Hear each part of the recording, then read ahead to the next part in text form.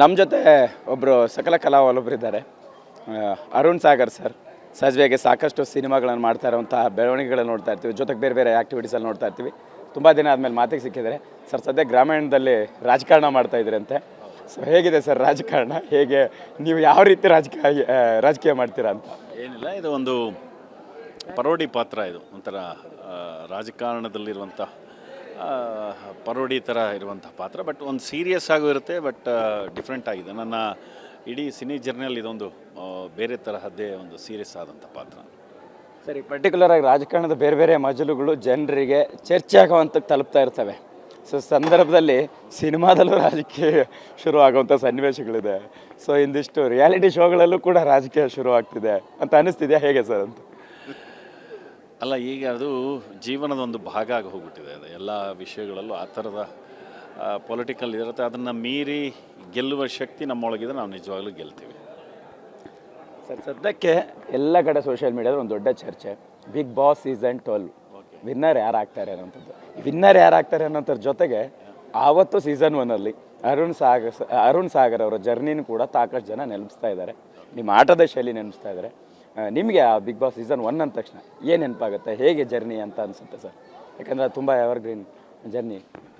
Big Boss journey ಒಂಥರ ಭಾಳ ಮಜವಾಗಿದ್ದು ನಿಮಗೆಲ್ಲರಿಗೂ. ಅಂದರೆ ಆಲ್ಮೋಸ್ಟ್ ಆಲ್ ಜನರಿಗೆ ಈಗಲೂ ಎಲ್ಲೇ ಹೋದರೂ ಫಸ್ಟ್ ಬಿಗ್ ಬಾಸ್ ಬಗ್ಗೆ ಬಹಳ ಹ್ಯೂಮನ್ ಆಗಿತ್ತು.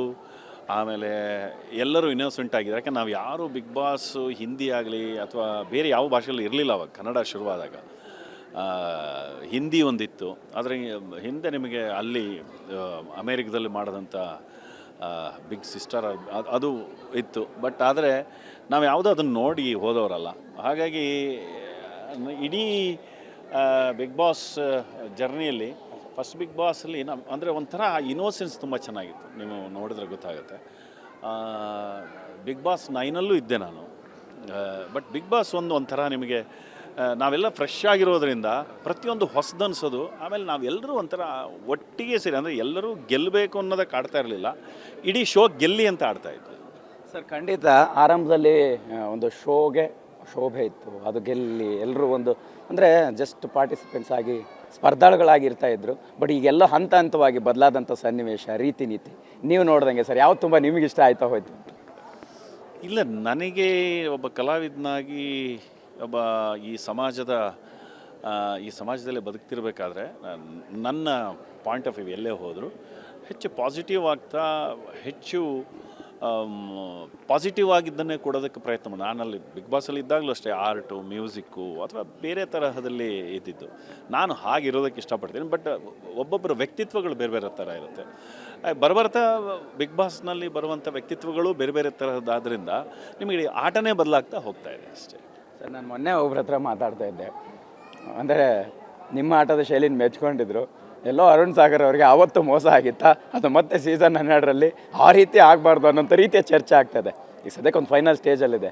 ಸೊ ನಿಮಗೆ ಅವತ್ತೇನು ಅನಿಸಿತ್ತು ಸರ್, ಜನಾಭಿಪ್ರಾಯದ ವಿಚಾರವಾಗಿ ಹೇಳುವಂಥದ್ದಾದರೆ? ಇಲ್ಲ, ನನಗೆ ಅಂದರೆ ಒಂದು ವಿಷಯ ಅಂತೂ ಹೇಳ್ತೀನಿ. ನನಗೆ ಫಸ್ಟು ಬಿಗ್ ಬಾಸು ಮುಗಿದ ಮೇಲೆ, ಹೊರಗೆ ಬಂದ ಮೇಲೆ ನಮ್ಮ ಮನೆ ಹತ್ರ ಇರುವಂಥ, ಅಂದರೆ ನಾನು SLV ಹೋಟ್ಲ್ ಹತ್ರ ಬನಶಂಕರಲ್ಲಿ ಇದ್ದಿದ್ದು. ಅಲ್ಲಿ ಒಬ್ಬರು ಮನೆಯಲ್ಲಿ ಕೆಲಸ ಮಾಡಿರ್ತಕ್ಕಂಥ ಬಿಜಾಪುರದವನೊಬ್ಬ ಬಂದು ಭಾಳ ಅಪ್ಕೊಂಡು ಕಣ್ಣಲ್ಲಿ ನೀರು ತೊಗೊಂಡು, ಅವನು ಬಿಗ್ ಬಾಸ್ ಫೈನಲ್ ಏನು ನೋಡಿದ್ದು ಅದು ಬಿಜಾಪುರದಲ್ಲೆಲ್ಲ ನೋಡಿದ್ದಂತೆ.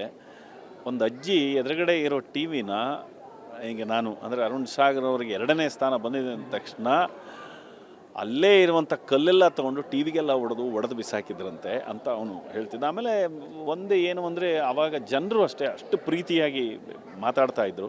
ಆಮೇಲೆ ಪ್ರತಿಯೊಬ್ಬರು ನೀವು ಗೆಲ್ಲಬೇಕಾಗಿತ್ತು, ನೀವು ಗೆಲ್ಲಬೇಕು. ಯಾಕೆ ನಾವು ಒಳಗಿರೋರಿಗೆ ನನ್ನ ಗೆಲುವಿನ ಬಗ್ಗೆ ನನಗೆ ಗೊತ್ತಿರಲ್ಲ. ಬಟ್ ನಾವು ಆಟ ಆಡ್ತಾ ಇರ್ತೀವಿ.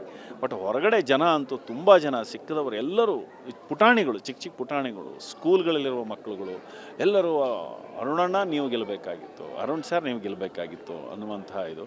ಎಷ್ಟೋ ಪತ್ರಗಳು ನನ್ನ ಮನೆಗೆ ಬಂದಿದ್ವು. ಅಂದರೆ ನಾನು ಹೋಗೋದ್ರೊಳಗೆ, ಅಂದರೆ ಬಿಗ್ ಬಾಸ್ನ ಫಿನಾಲೆ ಮುಗಿದು ನಾವು ಮರುದಿನ ನಾವು ಬಾಂಬೆಯಿಂದ ಇಲ್ಲಿಗೆ ಬರೋದ್ರೊಳಗೆ ಎಷ್ಟೋ ಪತ್ರಗಳು ಬಂದಿದ್ವು. ಹಾಗೂ ನಿಮಗೆ ಬೇರೆ ಬೇರೆ ತರಹದ ಇದನ್ನೆಲ್ಲ ತಂದುಕೊಟ್ಟು ಹೋಗಿದ್ರು. ಅದನ್ನೆಲ್ಲ ನೋಡಿದಾಗ ಜನರ ಪ್ರೀತಿ ಬಹಳ ಚೆನ್ನಾಗಿತ್ತು. ಆದರೆ ಒಂದಂತೂ ಹೇಳ್ತೀನಿ, I love first Bigg boss.